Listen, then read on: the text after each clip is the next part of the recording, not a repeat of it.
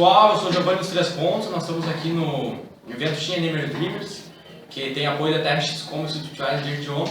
A gente está aqui para entrevistar o Fabiano Denardinho, diretor da Vertigo, enfim. Então, Fabiano, tudo bem? Tudo certo. E Vertigo é uma dúvida. Mas pra ti, o que é? Pra mim é Vertigo. Por quê? Porque eu falo assim. Isso aí.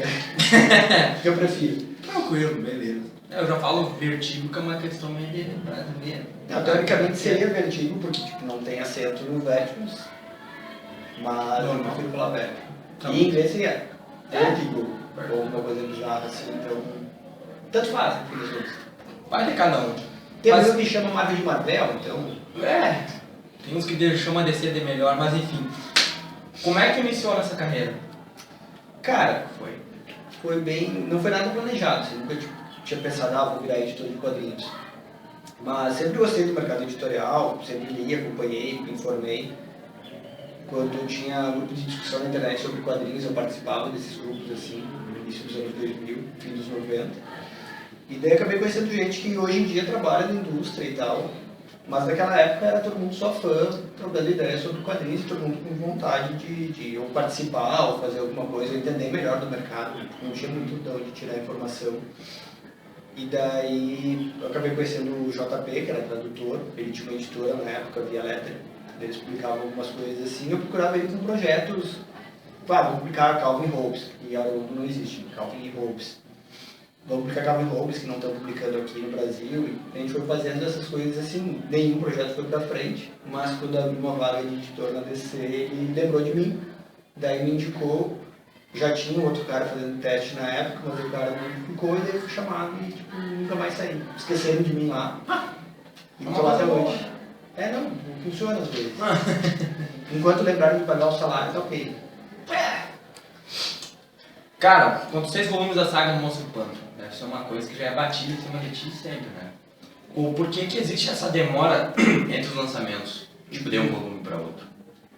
Porque esse material, por exemplo, 6 volumes do Monstro do Pântano, isso, quando foi lá 36 edições, são 3 anos de publicação, mais ou menos, do material nos Estados Unidos. Isso é em 3 anos lá, um gibi por mês, e acho que talvez seja mais, que a gente tinha coisa bimestral, mas não tenho certeza, tem que olhar as datas. Aí a gente vai publicar em 2 anos, praticamente. A gente vai publicar mais rápido do que saiu antes. Saiu lá.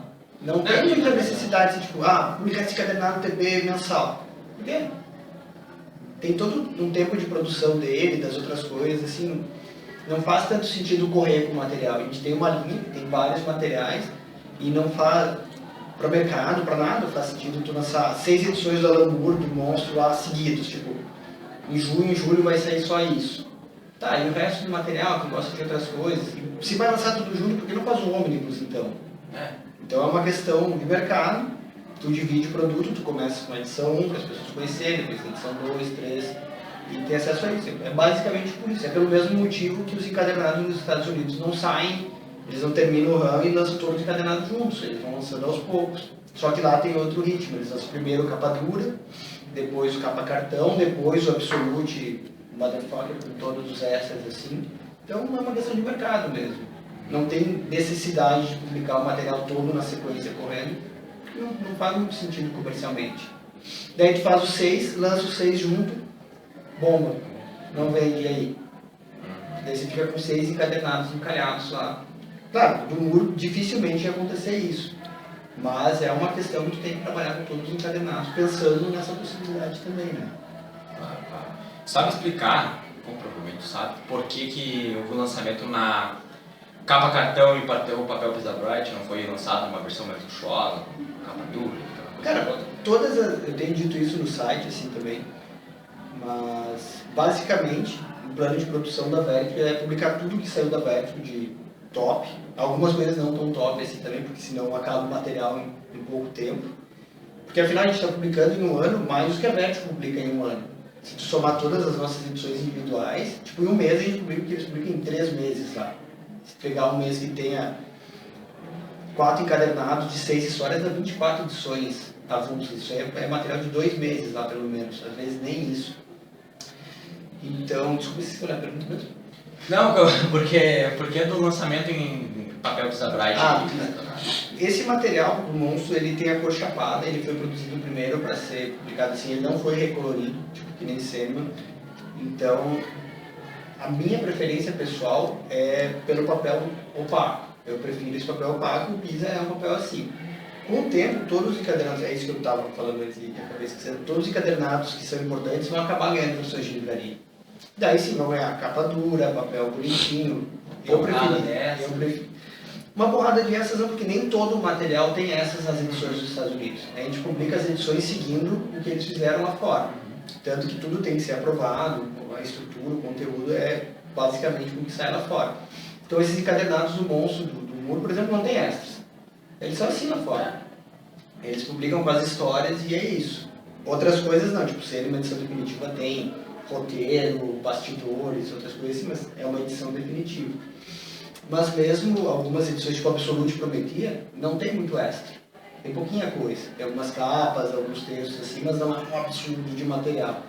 Então o que a gente faz é publicar quase ipsiliteris o que saiu lá fora. A gente pega, produz e coloca a edição aqui. Legal. E sobre os encadernados do Hellblazer? Vocês vão continuar nessa linha, na mesma linha cronológica, tipo Origens, Infernal e depois vão seguir? Sim, vai sair a próxima, vai se chamar Demoníaco. Demoníaco. Que é a fase agora que ele isola o Constantine mal. Bom, não vou contar spoilers assim, mas basicamente tem a ver com o Constantine mal, o Inferno, óbvio, é o Hellblazer. E vai ser a próxima série de encadenado com a fase do, acho que é o Paul Jenkins agora. Que também é, acho que é toda inédita no Brasil, não sei se saiu alguma coisa, se saiu muito pouca.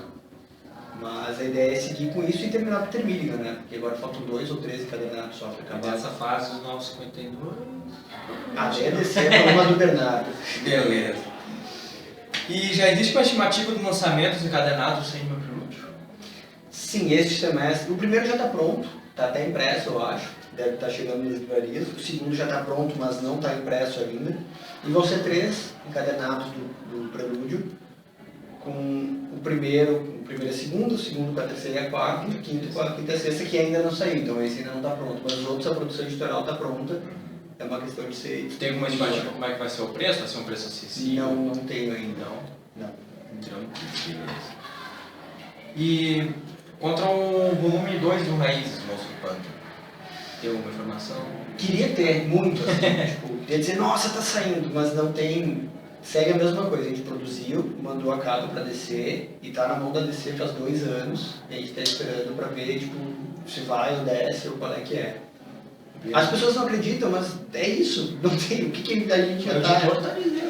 A gente já tá, em 2 anos eu faria, sei lá, 60 edições do Raízes 2, sabe, tipo... Complicado. Estamos na mão da burocracia do licenciamento agora, a grande treta. Tranquilo.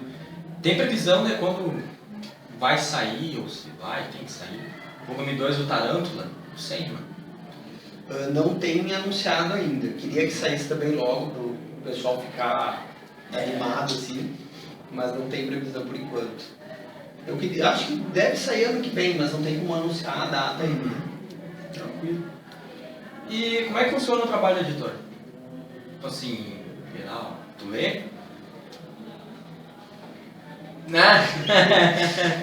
Geralmente agora eu trabalho em casa, não trabalho mais em editora, eu moro em Porto Alegre, faço trabalho de edição à distância. Funciona assim, eu acordo, vou para frente do computador, leio o gibi, almoço, leio o gibi, escrevo o editorial, faço espelho de edição, almoço não, termino, vou jantar e acabou o dia. Tipo, é ler gibi o dia inteiro, mas prestando atenção nessas coisas assim, tipo, se o balão está alinhado, se o texto está bem traduzido, todas essas coisas assim. Então tem que ler todo o material e alguns várias vezes. Sério que eu já não aguento mais ler, porque cada vez que vai ser publicado eu acabo lendo de novo para ver se tem alguma coisa que dá para melhorar, alguma coisa que dá para corrigir, esse tipo de coisa assim.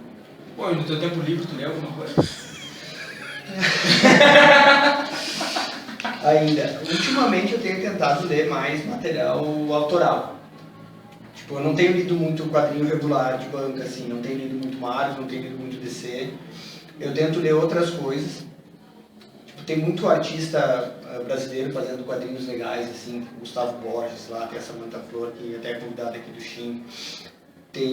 nos Gêmeos, o Magno e o Marcelo Costa fizeram uma HQ bem legal também, chamada A Vida de Jonas. Tem o Felipe Canha, tem o 321 Fast Comics, o Gustavo Boris, eu acho que eu falei com o Petras. Então tem muita coisa legal acontecendo assim. E, paralelo ao trabalho de editor, eu tenho uma galeria em Porto Alegre, que é uma galeria de arte, que é meio galeria de arte, meio loja de quadrinhos e meio espaço de cursos. Então...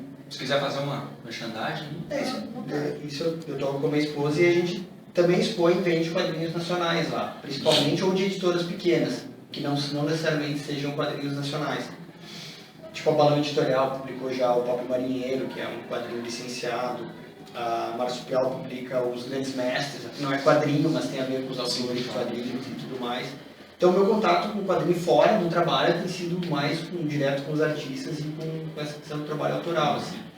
E tentar ler sempre outras coisas que não quadrinhos, claro, que também, senão a gente fica muito só nesse universo, assim. Mas depois de ler o dia inteiro, chega no fim do dia, tu não necessariamente tem vontade de ler pra relaxar. E o que tu acha do cenário nacional? Em que sentido? Que está em crescimento, tem uma possibilidade de se expandir, assim, tipo, pegar pessoal pequeno até do interior, assim.